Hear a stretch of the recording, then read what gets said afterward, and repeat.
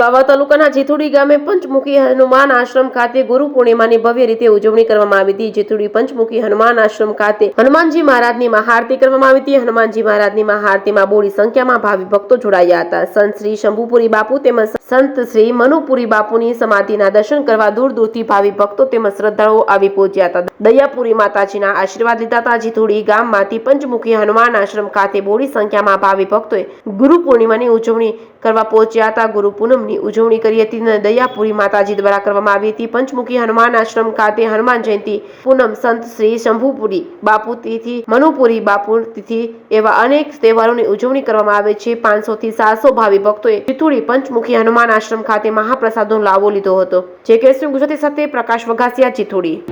મારું નામ મેહુલ ડેર।